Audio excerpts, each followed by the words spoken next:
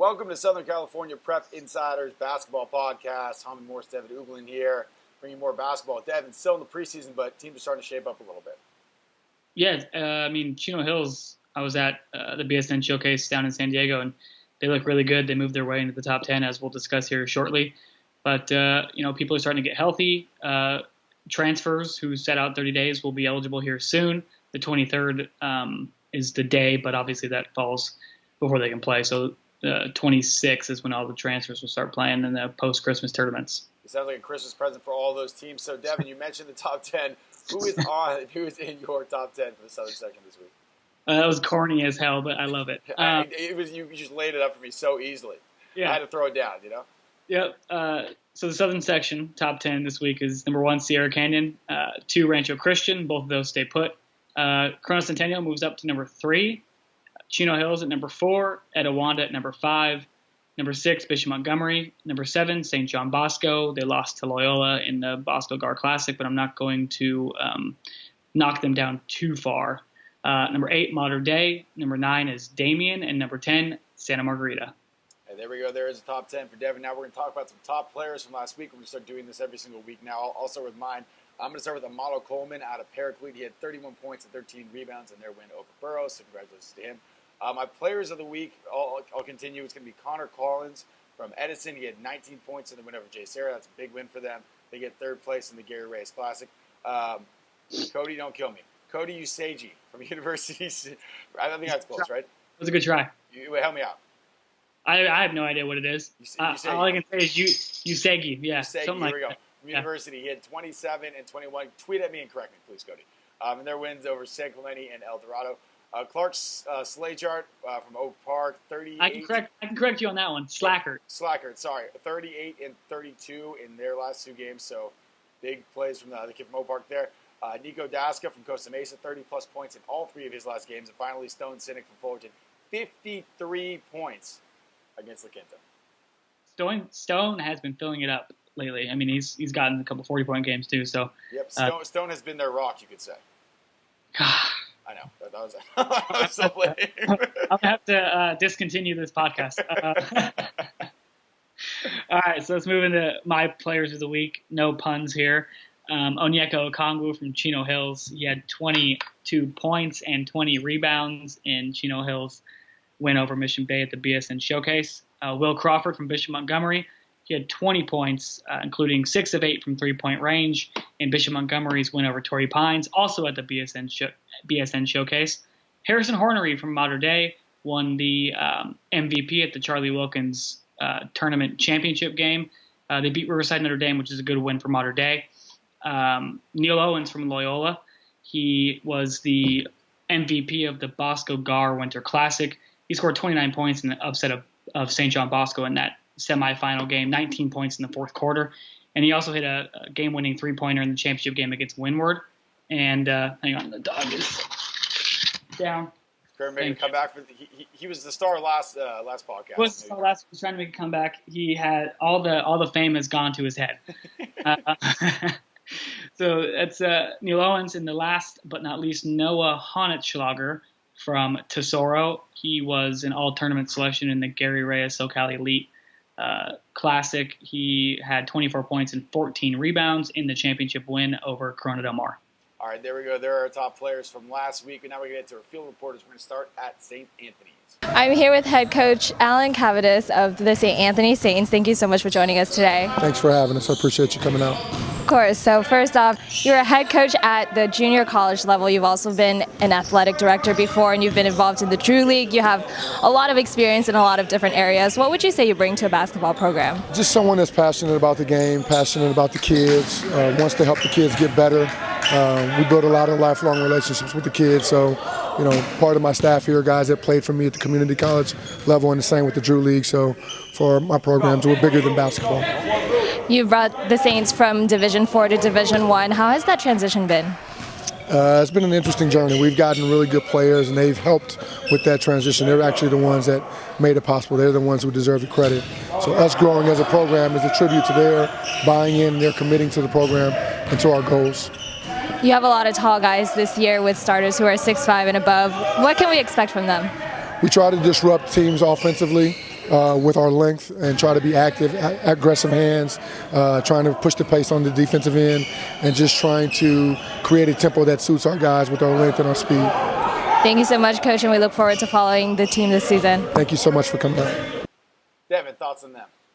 St. Anthony is a tough team to beat. They really force their style on you. They play hard. They have a bunch of kind of interchangeable pieces, and the addition of Jadon Jones, a transfer from Cantwell, has been huge. Jones is a very much improved three-point shooter, especially from the corners, and that opens up the lane for the rest of the guys from St. Anthony. All right, we'll go from there to another small school making big noise. It is Windward. Here with Windward's Devin Tillis after Windward records a big win in the first round of the Dwan Hurt tournament at Sarah High. So, Devin, what was the key to success tonight? An easy win for you. Key to success tonight, energy. We have a young team, so we got to be good at getting up and down and ball pressure, and that's really what got it done for us tonight. You threw a beautiful alley-oop, I believe, in the third quarter. How often are you looking for your freshman big man? Oh, a bunch. He's a big key to our success. Big 6'9", Kajani Wright. He's very helpful to our team, so yeah. Last week, you made a big run in the St. John Bosco tournament, coming up a little short in the championship, but to even make it that far, a lot of people didn't think that would happen. What was the key for you guys to make it so far in that tournament? You really overachieved, I thought. Yeah, well, we had to stay really disciplined. Everyone came into the game saying, against Long Beach Poly, saying that we weren't going to win, weren't going to come out, but we proved a lot of people wrong. Like I said, we had to bring energy and focus and effort, and that's what really got it done. You finished that game, I believe, on a 15-0 run against a really talented Long Beach Poly team. How were you able to go on a 15-0 run in the fourth quarter, crunch time? That was incredible. Really just teamwork, ball movement. Our freshman guard, Dylan Andrews, he really got it going for us. Hit a quick three at the beginning of that fourth quarter, and then we just started clicking, and that's really what got it done. How would you assess where you guys are at through, I think, 13 or 14 games? You've had a few under your belt right now. What are you happy with? What do you want to improve on? Well, right now, I think we're just improving on little things like help defense, talking, communication, all that stuff. Right now, we're really good at getting the ball out, running, and beating teams in transition. And I think we're a really tough team to beat. This year, as an upperclassman, you're taking on more of a leadership role. How would you say that's gone for you so far? It's pretty easy. I've been trying to be a leader as long as I've been here, even with Jules Bernard here. But Coach Foff has done a great job in getting me in this leadership role and helping me throughout the way, so yeah. That's Devin Tillis, a Windward. Devin, thank you. Thank you. Devin, Windward, thoughts? Windward is a young team. They have two freshmen, Kajani Wright and Dylan Andrews, who are both very talented, but they also have a junior who was out last year with a knee injury, Devin Tillis, who has come back and made a huge impact being fully healthy. They were in the championship game against Loyola at the St. John Bosco GAR Winter Classic, and obviously we talked about Neil Owens hitting a game-winning three-pointer with 3.2 seconds left, but Windward, Coach Colin Foff over there does a great job, and they're going to be a team to watch, if they keep loading up on this young talent. All right, last but not least, we'll go out to Jessica. What's up, guys? Jessica here with head coach here at Murietta Valley, Brian Weathers. Now, Coach, not only did you graduate from here, but you went on to play college ball, you played professional ball. What is it like to be able to really come full circle and now be the head coach here at your alma mater? Yeah, it's a weird feeling coming in and kind of seeing the same faces a lot of the teachers I went to school with. But I'm just appreciative of the opportunity to give back, come to a place that meant so much to me, and just really teach these guys. We got a great group of kids. I got a great staff. And they're working hard with all the changes and transitions I'm making as a new coach. So I'm just thankful to be here and just want to make the most of the opportunity. How difficult is it to be a new coach coming into this team and really having to, take over? It's something I wanted and embraced. I came in with a lot of confidence with my ability to kind of get these guys to change and, to do some things differently. And I think they've responded well.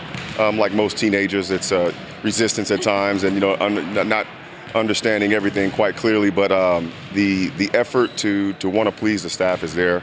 We've got a good group of kids and they're learning and really working for us every day. Now that you guys have a couple games, couple tournaments under your belt at this point, we are a couple weeks into the season. How would you assess how the team has been playing so far? Defensively, I like our intensity. I like how we've stepped up on that end of the floor. I like how we're understanding our offense better, and each player is kind of getting to learn the guy next to him, and it's really helped our chemistry going and playing these early tournaments and just doing everything the way we've been doing it. And again, to compliment my staff, I brought in some guys that really understand the game, and we're constantly teaching every day and just trying to maximize every practice session. who have been a couple of breakout players that, maybe headed into the season you didn't expect them to do as well as they are currently doing? Well, I mean, that could be a few guys. To highlight probably my sophomore, Donovan Hazen. He was a guy coming in as a sophomore. I wasn't sure was going to play a lot, but has just continued to grow, continued to get stronger, mentally tougher, and has worked himself currently into a starting position. Another guy is a junior, Kyler Anderson, who was really quiet during the year. Wasn't sure what I was going to get, but I was expecting good things, and he's just kind of blossomed and really turned the corner mentally and just gotten a lot tougher. Doesn't make a lot of excuses in practice, and just a guy that I've been able to rely on for his effort and his consistency. Now that you guys have about a week or so until your next game, what are you guys really working on this week to make sure that you're ready to go out there and really give it all you guys have? Just being better at what we do. I tried not to put too much focus on the opponent we're going to play, and just tighten up on our offense, of our defensive strategy, and just an understanding of our style of basketball and how we want to consistently perform every night. As an alum who went to Murietta Valley, you know how intense this Southwestern League is and always has been at this point. So what can fans expect from you guys this year? That we're going to come out and get after it. Win, lose, or draw. I'd like us to be the hardest working team on the floor. We don't want to make excuses. We don't want to ride the officials. We want to just play basketball and get better at the game and be students of the game. I think that's one thing I take from my coach, Tara Bilda, who I played for here, to be a student of the game. And I think that was he was huge in my success, and that's something I want to kind of reiterate for these youngsters coming along, that just you're constantly learning, no matter how good your game was, that there's something you can do better, and you can just add another element to your team. Thank you so much for your time, Coach. I'm looking forward to watching you guys. All right, thank you to all you field reporters. Great job. Now we got to get to our game picks. Devin, I'm going to keep track this year, reluctantly. So we'll take a look at the scoreboard right now. I know it's going to end up bad for me. So Really? I don't know. What's the score right now? Do we know? We'll talk about it next week. But we'll keep track. We'll keep the score up there. You guys can play along with us, and we'll see what happens. First game we're going to talk about for this week, it is a Wednesday game. It is La Mirada taking on Yorba. I'm going to go my guy Randy Oroños, don't let me down. La Mirada's head coach. I'm going to go La Mirada here at Yorba. I think Yorba is better than a lot of people expected them to be. But, I'm going to go with my guy Randy. La Mirada, they lost 4 of their last 5, but I'm going to pick them to have a little bit of a comeback here. Yeah, they come in with a 6-6 record, but it's a good 6-6. Since Jalen Cole's leaving them in points and rebounds with 13 and 10. I like Yorba though. Corey Knutson, averaging 10 points a game. Connor Platt averaging almost 10 rebounds a game. So I'm going to go with the Mustangs. Next game, this is kind of a weird one because St. Joseph's is far away, but there's still a Southern Section team, so we've got to pay attention to them. It's Redondo Union traveling all the way up to SLO to take on St. Joseph's in the tournament. Yeah, I'm going to go Redondo just because I haven't seen enough of St. Joseph, and I've seen plenty of Redondo, and Redondo has a good team. Coach Ali Parvos does a great job over there, and I'm going to take them kind of on the road a little bit, Yeah, kind of way up there. I'm going to take them as well, but you got to watch out for Angel Ortiz for St. Joe's. He's leading them in points, rebounds, and assists with 18 points, 7 rebounds, and 5 assists. So he's kind of just do everything. It scares me when I see one guy doing the bulk of the work, which is why I'm going to go with Redondo. Next, we've got another game here. It is going to be on Thursday. It is Rancho, Verde, and Paulie from Riverside. This is a tough league that they have there. I'm going to go Rancho Verde just because of how good defensively they are. In their backcourt, Jackson Turner is great. Torrey San Antonio is fantastic. And Riverside Poly has hit a little bit of a rut, losing their last 2 league games. So I'm going to go with Rancho Verde. It is a little bit weird for them to be playing the league this early, right? It is. Some leagues, the larger leagues, have to start earlier, especially if they're playing 2 games against each other. So it's kind of weird and makes for interesting results. I'm going to go with Rancho Verde too, just because common opponents. Rancho Verde is 2-0, Poly's 0-3, so it's one of my favorite stats to go off of. So I'm going to go with Rancho Verde. Such a good researcher. I know, it's big time. Next, it's a Friday game. It is Covina and Bishop Amat. This is another tough one, kind of a regional area battle here. I like Covina. Rudy Suarez has been fantastic so far this year. He was an all-tournament selection at the Bosco Gar Winter Classic. Also, Hoops on Oakland Skills Summit alum. Rudy, shout out my guy. So I'm going to go Covina here. I am going to go the other way. I'll go Bishop Amat. Jimmy Rodriguez, 13.5 points a game, 18.5 rebounds. He's a monster. Hopefully, they have more than one player too, so it doesn't go against my previous theory. You and your numbers. You need to stop looking up all the stats. I need to stop learning. I have to stop learning. Yeah, stop learning. Stop learning. Okay. Final game. It is another kind of regional game. It is Newport Harbor and Marina. A little bit of a regional game. This is a tough one too. I just saw Marina against over at the Westminster tournament against Mater Dei. Tough one for them. Newport Harbor I've seen a couple times this year too, and they're really good. I'm going to go Newport Harbor just because of offensive execution. They get you on the back doors. Their point guard, Sam Barella, is really tough to guard at 6'3" and super athletic, and he's a tough kid too, a really good passer. So I'm going to go Newport Harbor here.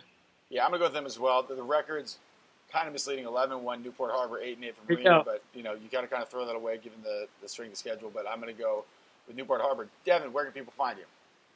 You can find me on Twitter, and if you don't know by now, then I'm not going to say it again. One more time, just for people.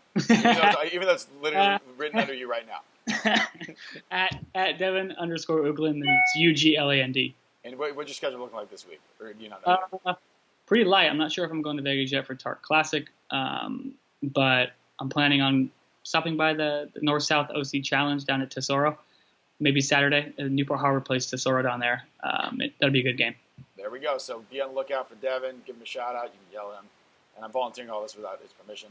But there's Kramer. There's at least a side of his face. We'll be back next week with more of the same. Thank you for watching.